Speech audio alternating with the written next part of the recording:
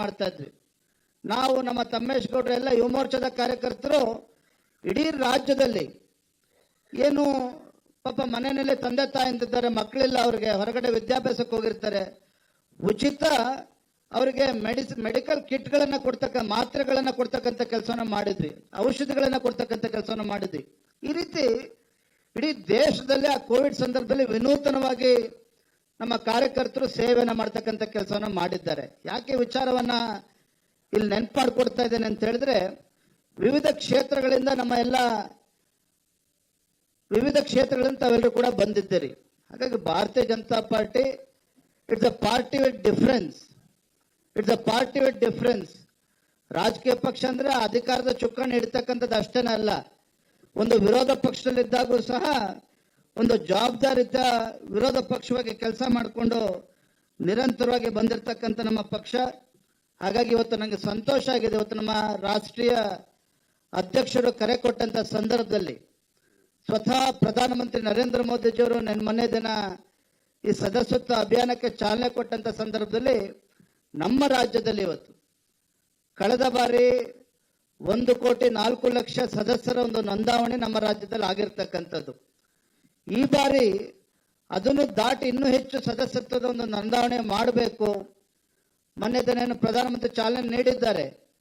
ಈ ಸೆಪ್ಟೆಂಬರ್ ತಿಂಗಳ 25ನೇ ತಾರೀಕು ತನಕ ಮೊದಲ ಹಂತದ ಈ ಮೆಂಬರ್ಶಿಪ್ ಡ್ರೈವ್ ಸಾಗ್ತದೆ. ಮತ್ತು ಎರಡನೇ ಹಂತದಲ್ಲಿ ಮುಂದಿನ ತಿಂಗಳು ಅಕ್ಟೋಬರ್ನಲ್ಲಿ 1ನೇ ತಾರೀಕಿಂದ 15ನೇ ತಾರೀಕು ತನಕ ಎರಡನೇ ಹಂತದ ಒಂದು ಮೆಂಬರ್ಶಿಪ್ ಡ್ರೈವ್ ಕೂಡ ಆಗ್ತದೆ.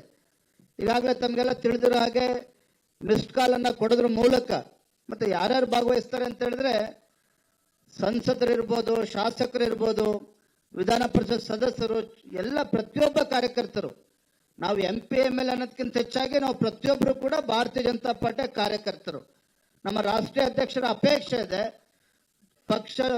ಭಾರತೀಯ ಜನತಾ ಪಾರ್ಟಿಯ ಪ್ರತಿಯೊಬ್ಬ ಕಾರ್ಯಕರ್ತನೂ ಸಹ ಇವತ್ತು ಮುಂದಿನ 40-45 ದಿನಗಳ ನಿರಂತರವಾಗಿ ಈ ಸದಸ್ಯತ್ವ ಅಭಿಯಾನದಲ್ಲಿ ನಮ್ಮನ್ನು ನಾವು ತೊಡಗಿಸ್ಕೋಬೇಕು, ಅತಿ ಹೆಚ್ಚು ಸದಸ್ಯರನ್ನ ನೋಂದಣಿ ಮಾಡಬೇಕು ಅಂತಕ್ಕಂಥ ಒಂದು ಗುರಿಯನ್ನು ಇಟ್ಕೊಂಡು ಇವತ್ತು ಈ ಕಾರ್ಯಕ್ರಮಕ್ಕೆ ನಾವು ಉದ್ಘಾಟನೆಯನ್ನು ಮಾಡಿದ್ದೇವೆ.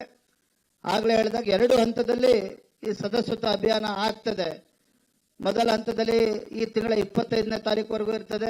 ಮುಂದಿನ ತಿಂಗಳು 1ನೇ ತಾರೀಕಿಂದ 15ನೇ ತಾರೀಕುವರೆಗೂ ಕೂಡ ಇರ್ತದೆ. ಮೊದಲ ಹಂತದಲ್ಲಿ ಮಿಸ್ಡ್ ಕಾಲ್ ಮೂಲಕ ಆಗ್ತದೆ, QR ಕೋಡ್ ವ್ಯವಸ್ಥೆನೂ ಕೂಡ ಇದೆ. ಎರಡನೇ ಹಂತದಲ್ಲಿ ಮಾಸ್ ಮೆಂಬರ್ಶಿಪ್ ಡ್ರೈವ್ ಕೂಡ ಆಗ್ತದೆ. ಅಂದ್ರೆ ರೈಲ್ವೆ ಸ್ಟೇಷನ್ ಇರ್ಬೋದು, ಮಾಲ್ಗಳಲ್ಲಿರ್ಬೋದು, ಸಾರ್ವಜನಿಕರು ಎಲ್ಲಿರ್ತಾರೆ ಅಲ್ಲೇ ಹೋಗಿ ಸದಸ್ಯತ್ವ ಅಭಿಯಾನ ಮಾಡ್ತಕ್ಕಂಥದ್ದು. ಈ ರೀತಿ 2 ಹಂತದಲ್ಲಿ ಈ ಸದಸ್ಯತ್ವ ಅಭಿಯಾನವನ್ನ ಮಾಡೋದ್ರ ಮುಖೇನ ಇವತ್ತು ಕರ್ನಾಟಕ ರಾಜ್ಯದಲ್ಲಿ ಇವತ್ತು ಭಾರತೀಯ ಜನತಾ ಪಾರ್ಟಿ ಅತಿ ಹೆಚ್ಚು ಸದಸ್ಯರನ್ನ ಮಾಡೋದ್ರ ಮುಖೇನ ಈ ದೇಶದಲ್ಲೇ ಒಂದು ದಾಖಲೆಯನ್ನ ಮಾಡಬೇಕು, ಕರ್ನಾಟಕ ರಾಜ್ಯ ಮುಂಚೂಣಿಯಲ್ಲಿ ಇರಬೇಕು ಅನ್ನೋ ಒಂದು ದೃಷ್ಟಿಕೋನ ಇಟ್ಕೊಂಡು ಇವತ್ತು ನಮ್ಮ ನಂದೀಶ್ ರೆಡ್ಡಿ ಅವರು, ಅದೇ ರೀತಿ ನಮ್ಮ PC ಮೋಹನ್ ಅವರು, ಎಲ್ಲ ಕಾರ್ಯಕರ್ತ ನೇತೃತ್ವದಲ್ಲಿ ತಂಡವು ಕೂಡ ಈಗ ಆಗಲೇ ಆಯೋಜನೆ ಆಗಿದೆ. ವಿವಿಧ ಪ್ರಕೋಷ್ಠಗಳು ಕೂಡ ಈ ಒಂದು ಸದಸ್ಯತ್ವ ಅಭಿಯಾನದಲ್ಲಿ ಅವರು ಕೂಡ ತೊಡಗಿಸ್ಕೊಳ್ತಾರೆ. ಈಗಾಗಲೇ ಪ್ರತಿಯೊಂದು ಬೂತ್ ಅಲ್ಲಿ ರಾಜ್ಯದಲ್ಲಿರ್ತಕ್ಕಂಥ ಎಲ್ಲ ವಿಧಾನಸಭಾ ಕ್ಷೇತ್ರಗಳಲ್ಲಿ ಪ್ರತಿಯೊಂದು ಬೂತ್ ಅಲ್ಲೂ ಸಹ 3 ಜನ 4 ಜನ ಕಾರ್ಯಕರ್ತರನ್ನ ಜೋಡಿಸ್ತಕ್ಕಂಥ ಕೆಲಸ ಆಗಿದೆ. ಅವರ ನಿರಂತರವಾಗಿ ಸದಸ್ಯತ್ವ ಅಭಿಯಾನದಲ್ಲಿ ಅವರು ಕೂಡ ಪಾಲ್ಗೊಳ್ತಾರೆ. ಮತ್ತೆ ನಮ್ಮ ಹಿರಿಯರೆಲ್ಲರೂ ಹೇಳಿದಾಗೆ ಏನು ಕಳೆದ ಚುನಾವಣೆಯಲ್ಲಿ C ಕ್ಯಾಟಗರಿ ಬೂತ್ಗಳು ಅಂತ ನಾವು ಕರೀತೇವೆ, ಅಲ್ಲಿ ಕೂಡ ಹೆಚ್ಚು ಒತ್ತನ್ನು ಕೊಟ್ಟು ಹೆಚ್ಚು ಸದಸ್ಯರನ್ನ ನೋಂದಾವಣೆಯನ್ನ ಮಾಡಬೇಕು ಅನ್ನೋ ಒಂದು ಗುರಿಯನ್ನು ಇಟ್ಕೊಂಡು ನಾವೆಲ್ಲರೂ ಕೂಡ ಸಾಗ್ತಾ ಇದ್ದೇವೆ. ತುಂಬಾ ಸಂತೋಷ ಆಗಿದೆ. ನಮ್ಮ ಈ ಒಂದು ಸದಸ್ಯತ್ವ ಅಭಿಯಾನ ಒಂದು ರೀತಿ ಹಬ್ಬದ ವಾತಾವರಣ ನಿರ್ಮಾಣ ಆಗಿದೆ. ಇವತ್ತು ಮುಂದಿನ 45 ದಿನಗಳ ಕಾಲ ನಿರಂತರವಾಗಿ ಇವತ್ತು ಎಲ್ಲ ವಿವಿಧ ಕ್ಷೇತ್ರದಲ್ಲಿರ್ತಕ್ಕಂಥ ಎಲ್ಲರನ್ನೂ ಕೂಡ ಗುರುತು ಮಾಡಿ ಪ್ರತಿ ಬೂತ್ಗಳಿಗೆ ತೆರಳಿ ಪ್ರತಿಯೊಂದು ಮನೆಗೂ ಕೂಡ ತೆರಳಿ ಈ ಒಂದು ಮೆಂಬರ್ಶಿಪ್ ಡ್ರೈವ್ ಅಲ್ಲಿ ಪಾಲ್ಗೊಳ್ಬೇಕು ಅಂತೇಳಿ ಎಲ್ಲರ ಅಪೇಕ್ಷೆ ಇದೆ. ನನಗೆ ಸಂಪೂರ್ಣ ವಿಶ್ವಾಸ ಇದೆ. ಇವತ್ತು ಕಾರ್ಯಕರ್ತರಿರ್ತಕ್ಕಂಥ ಒಂದು ಉತ್ಸಾಹ ಇವತ್ತು ನನಗೆ ಖಂಡಿತ ವಿಶ್ವಾಸ ಇದೆ. ಒಂದು ಹೊಸ ದಾಖಲೆಯನ್ನು ನಮ್ಮ ರಾಜ್ಯದಲ್ಲಿ ಅತಿ ಹೆಚ್ಚು ಸದಸ್ಯರನ್ನು ನೋಂದಣಿ ಮಾಡೋದ್ರ ಮುಖೇನ ಒಂದು ದಾಖಲೆಯನ್ನ ನಿರ್ಮಾಣ ಮಾಡ್ತೇವೆ ಅನ್ನೋ ವಿಶ್ವಾಸ ನನಗೆ ಸಂಪೂರ್ಣವಾಗಿದೆ ಅಂತಕ್ಕಂಥ ಮಾತನ್ನ ಈ ಸಂದರ್ಭದಲ್ಲಿ ಹೇಳ್ತಾ ಇವತ್ತು ನಮ್ಮ ಕರ್ನಾಟಕದ ಸಹ ಉಸ್ತುವಾರಿಗಳು ಕೂಡ ಬಂದಿದ್ದಾರೆ.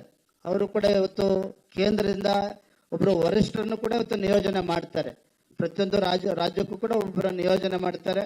ಹಾಗಾಗಿ ನಾವು ಕೂಡ ಪ್ರತಿಯೊಂದು ಜಿಲ್ಲೆಗೂ ಕೂಡ ಒಬ್ಬರು MLCಗಳನ್ನು ಹಿರಿಯರನ್ನು ಕೂಡ ನಾವು ನೇಮಕ ಮಾಡ್ತಾ ಇದ್ದೇವೆ.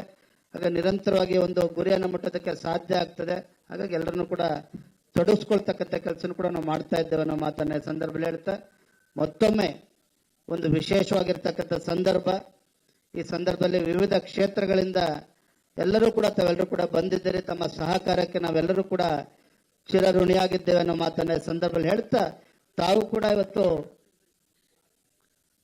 ಕೂಡ ಏನು ವಿವಿಧ ಕ್ಷೇತ್ರಗಳಿಂದ ತಾವು ಬಂದಿದ್ದೀರಿ, ತಾವು ಕೂಡ ನಿಮ್ಮ ಸ್ನೇಹಿತರುಗಳಿಗೆ ಅವರನ್ನು ಕೂಡ ಹೆಚ್ಚೆಚ್ಚು ತೊಡಗಿಸ್ಕೊಳ್ಳೋದ್ರ ಮುಖೇನ ಈ ಒಂದು ನರೇಂದ್ರ ಮೋದಿಜಿಯವರ ಕನಸೇನಿದೆ, ಆ ವಿಕಸಿತ ಭಾರತ 2047ನೇ ಇಸ್ವಿಗೆ ಭಾರತ ಒಂದು ಅಭಿವೃದ್ಧಿ ರಾಷ್ಟ್ರವಾಗಿ ಪರಿವರ್ತನೆ ಆಗಬೇಕು ಅಂತಕ್ಕಂಥ ಸಂಕಲ್ಪ ಏನಿದೆ, ಆ ಸಂಕಲ್ಪಕ್ಕೆ ಶಕ್ತಿ ತುಂಬತಕ್ಕಂಥ ಕೆಲಸವನ್ನು ಮಾಡೋಣ ಅಂತ ಹೇಳ್ತಾ, ಈಗಾಗಲೇ ನಮ್ಮ ರಾಜ್ಯದ ಎಲ್ಲ ಕಾರ್ಯಕರ್ತರು ಗುರಿಯನ್ನು ಕೊಟ್ಟಿದ್ದೇವೆ. ಪ್ರತಿಯೊಂದು ಬೂತ್ನಲ್ಲೂ ಸಹ ಕನಿಷ್ಠ 300-400 ಸಂಖ್ಯೆಯಲ್ಲಿ ನಾವು ಮೆಂಬರ್ಶಿಪ್ ಡ್ರೈವ್ನ ಮಾಡಬೇಕು ಅಂತಕ್ಕಂಥ ಗುರಿಯನ್ನು ಕೂಡ ಕೊಟ್ಟಿದ್ದೇವೆ ಅನ್ನೋ ಮಾತನ್ನ ಸಂದರ್ಭದಲ್ಲಿ ಹೇಳ್ತಾ, ತಮ್ಮೆಲ್ಲರೂ ಕೂಡ ಶುಭವಾಗಲಿ. ಮತ್ತೊಮ್ಮೆ ಗೌರಿ ಗಣೇಶದ ಹಬ್ಬದ ಶುಭಾಶಯಗಳನ್ನ ತಮ್ಮೆಲ್ಲರೂ ಕೂಡ ಸಲ್ಲಿಸ್ತಾ ತಮ್ಮೆಲ್ಲರೂ ಕೂಡ ವಂದಿಸಿ ನನ್ನ ಮಾತುಗಳಿಗೆ ವಿರಾಮಗಳನ್ನ ಹೇಳ್ತಾ ಇದ್ದೇನೆ. ಬಲೋ ಭಾರತ್ ಮಾತಾ ಕಿ, ಬಲೋ ಭಾರತ್ ಮಾತಾ ಕಿ. ದೇಶದ ಹೆಮ್ಮೆಯ ಪ್ರಧಾನಮಂತ್ರಿ ನರೇಂದ್ರ ಮೋದಿಜಿ ಅವರಿಗೆ, ದೇಶದ ಹೆಮ್ಮೆಯ ಪ್ರಧಾನಮಂತ್ರಿ ನರೇಂದ್ರ ಮೋದಿಜಿ ಅವರಿಗೆ, ಜಗತ್ ಪ್ರಕಾಶ್ ನಡ್ಡಾಜಿ ಅವರಿಗೆ ಜೈ ಶ್ರೀರಾಮ್, ಜೈ ಜೈ ಶ್ರೀರಾಮ್. ನಮಸ್ಕಾರ.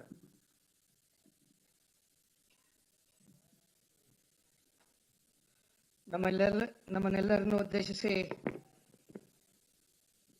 ಮಾತಾಡಿದಂತ ನಮ್ಮ ರಾಜ್ಯದ ಅಧ್ಯಕ್ಷರು ಆದ ಮಾನ್ಯ BY ವಿಜೇಂದ್ರಣ್ಣನವರಿಗೆ ಧನ್ಯವಾದಗಳನ್ನ ತಿಳಿಸ್ತಾ, ಸ್ನೇಹಿತರೆ ಎಲ್ಲರೂ ಇಲ್ಲಿರ್ತಕ್ಕಂಥವ್ರು ಆ ಸಂದೇಶವನ್ನ ನಮ್ಮ ಅಧ್ಯಕ್ಷರು ಮಿಸ್ ಮಾಡ್ಕೊಬಿಟ್ರು. ಅದನ್ನ ಅವರು ಅದೊಂದು ಮಿಸ್ ಮಾಡ್ಕೊಂಡ್ರು. ಕೇವಲ ಮೊದಲನೆಯ 24 ಗಂಟೆಯಲ್ಲಿ we're all here to witness a huge ಸದಸ್ಯತ್ವ ಅಂತಕ್ಕಂಥದ್ದು ಅಧ್ಯಕ್ಷರು ಏನ್ ಹೇಳಿದ್ರು.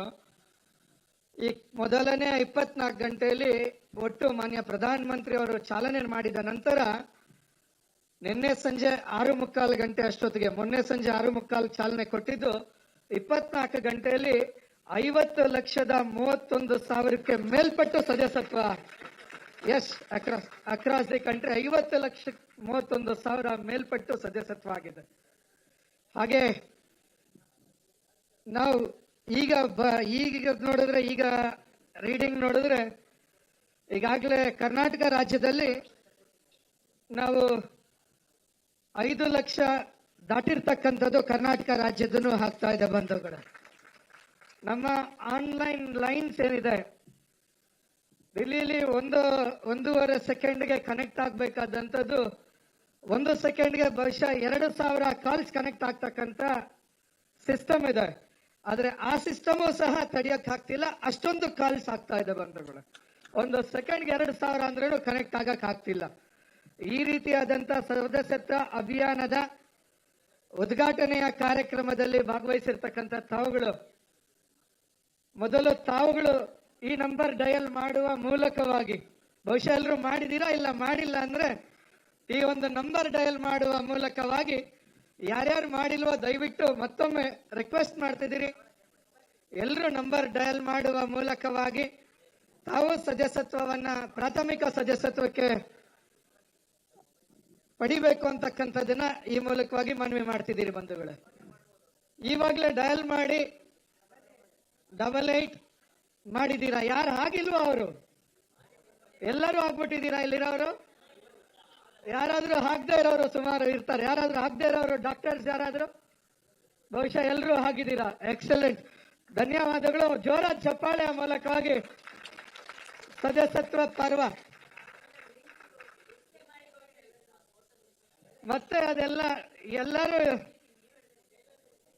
ಎಲ್ಲರೂ ಮತ್ತೆ ಮುಂದಕ್ಕೆ ಆ ಲಿಂಕ್ ಮೂಲಕವಾಗಿ ಪೂರ್ಣ ವಿಳಾಸ ಎಲ್ಲವನ್ನು ಮಾಹಿತಿಯನ್ನ ಅಪ್ಲೋಡ್ ಮಾಡುವ ಮೂಲಕವಾಗಿ ತಮ್ಮ ಮೆಂಬರ್ಶಿಪ್ ಸದಸ್ಯತ್ವ ಕಾರ್ಡ್ ಅನ್ನ ಪಡ್ಕೊಳ್ಳಿ ಅಂತಕ್ಕಂಥದ್ದನ್ನ ತಿಳಿಸ್ತಾ ಇವತ್ತು ಇಲ್ಲ ಒಂದೇ ನಿಮಿಷ ತಿಳಿಸ್ತಾ ಎಲ್ಲರೂ ದಯವಿಟ್ಟು ಊಟ ಮಾಡ್ಕೊಂಡು ಹೋಗ್ಬೇಕು. ಊಟದ ವ್ಯವಸ್ಥೆ ಇದೆ. ಹಾಗೆ ಆಟೋ ಚಾಲಕರಿಗೆ ಸ್ಟಿಕ್ಕರ್ ಹಾಕ್ತಕ್ಕಂಥ ಕಾರ್ಯಕ್ರಮಕ್ಕೆ ಎಲ್ಲ ಕ್ಯಾಮ್ರಾಸ್ ಮಾಧ್ಯಮದವರು ಬರಬೇಕು ಕೆಳಗಡೆ ಆಟೋ ಚಾಲಕರ ಬಳಿ. ನಮ್ಮ ರಾಜ್ಯಾಧ್ಯಕ್ಷರು PC ಮೋಹನ್ ಅವರು, ಎಲ್ಲ ಅಶೋಕ್ ಅವರು ಎಲ್ಲರೂ ಸ್ಟಿಕ್ಕರ್ ಹಾಕುವ ಮೂಲಕವಾಗಿ ಚಾಲನೆ ನೀಡಲಿಕ್ಕಿದ್ದಾರೆ. ಅಟ್ಟಿಕಾ ಗೋಲ್ಡ್ ಕಂಪನಿಗೆ ಬನ್ನಿ. ಬೇರೆ ಎಲ್ಲಾದರೂ ಅಡವಿಟ್ಟ ನಿಮ್ಮ ಚಿನ್ನವನ್ನು ಬಿಡಿಸಿ ಇಂದಿನ ಆನ್ಲೈನ್ ರೇಟ್ಗೆ ಕೊಂಡು ಡಿಫರೆನ್ಸ್ ಅಮೌಂಟ್ ನಿಮಗೆ ಕೊಡ್ತಾರೆ. Attica Gold Company.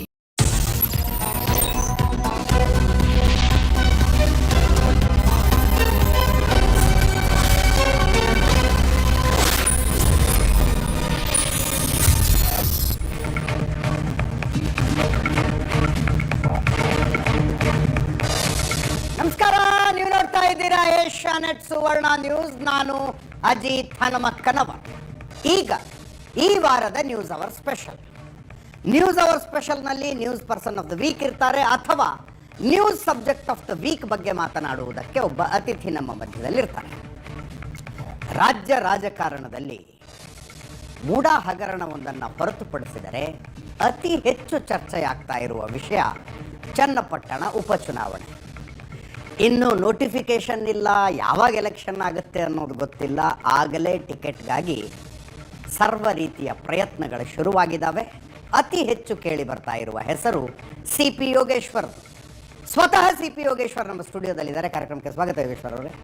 ಅವ್ರನ್ನ ಪ್ರಶ್ನೆ ಮಾಡೋದಕ್ಕೆ ವಿವಿಧ ರಾಜಕೀಯ ಪಕ್ಷಗಳಿಂದ ಅನೇಕರಿದ್ದೀರಿ, ನಿಮ್ಮೆಲ್ಲರೂ ಕೂಡ ಕಾರ್ಯಕ್ರಮಕ್ಕೆ ಸ್ವಾಗತ. ಯೋಗೇಶ್ವರ್ ಅವರೇ, ನಾನು ಆಗಲೇ ಹೇಳಿದ ಹಾಗೆ ಇನ್ನೂ ನೋಟಿಫಿಕೇಶನ್ ಇಲ್ಲ, ಡೇಟ್ ಯಾವಾಗ ಗೊತ್ತಿಲ್ಲ, ಎಲೆಕ್ಷನ್ ಯಾವಾಗ ಅನ್ನೋದು ಗೊತ್ತಿಲ್ಲ. ಆದರೆ ಅತಿ ಹೆಚ್ಚು ಚರ್ಚೆ ಆಗ್ತಾ ಇರೋದು ಚನ್ನಪಟ್ಟಣ. ಇನ್ನೂ 2 ವಿಧಾನಸಭಾ ಕ್ಷೇತ್ರದಲ್ಲೂ ಎಲೆಕ್ಷನ್ ಇದೆ ಸರ್. ಸಂಡೂರು ಏನಾಗುತ್ತೆ ಅಂತ ಕೇಳೋರಿಲ್ಲ, ಶಿಗ್ಗಾಂವಿ ಏನಾಗುತ್ತೆ ಅಂತ ಕೇಳೋರಿಲ್ಲ. ಏನು ನಿಮ್ಮ ಕ್ಷೇತ್ರ ಇಷ್ಟೊಂದು ಸುದ್ದಿ? ನಮ್ಮ ಜಿಲ್ಲೆ ಕರ್ನಾಟಕ ರಾಜಕಾರಣದ ಹೃದಯ ಭಾಗ ಅಂತ ನಾನು ಅನ್ಕೋತೀನಿ. ಓಕೆ. ಘಟಾನುಘಟಿ ನಾಯಕರಿರ್ತಕ್ಕಂಥ ಜಿಲ್ಲೆ.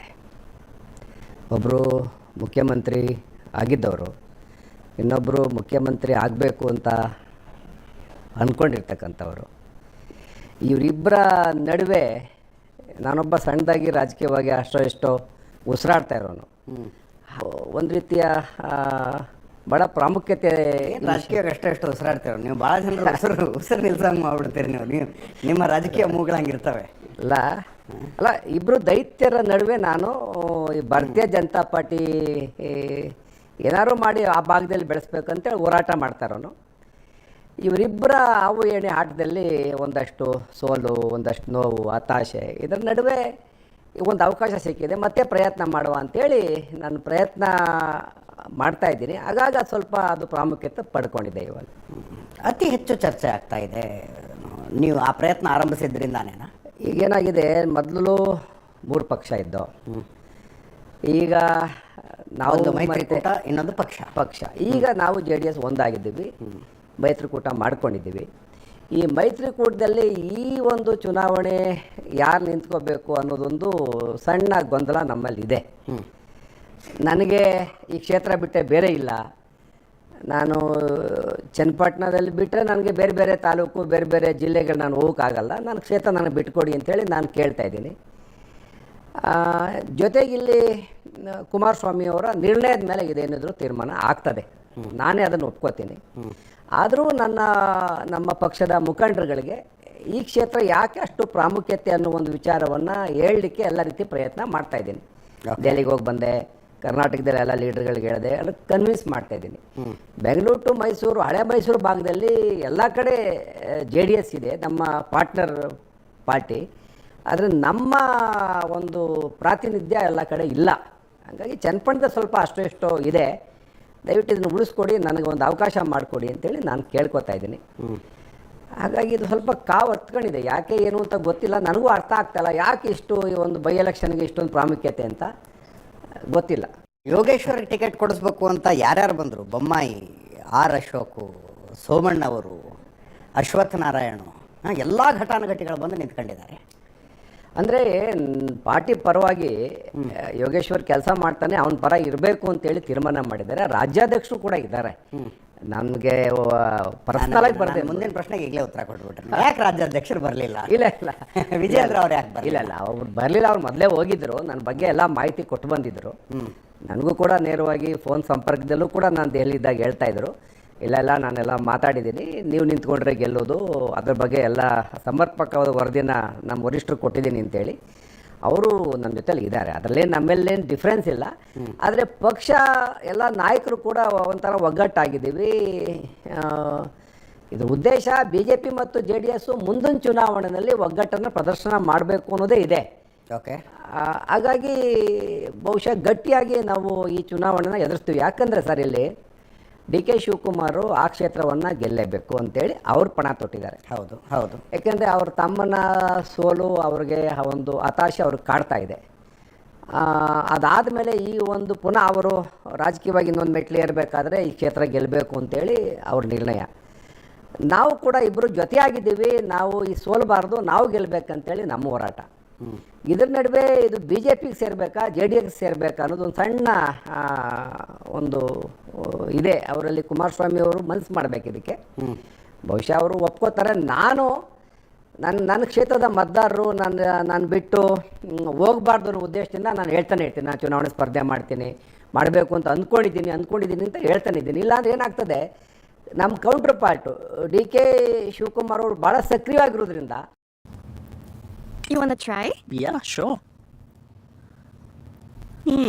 That's fantastic, Miss Beulah. How did you make it? Oh, I just scanned my Britannia bourbon pack, made my bourbon recipe. And now I can win a trip to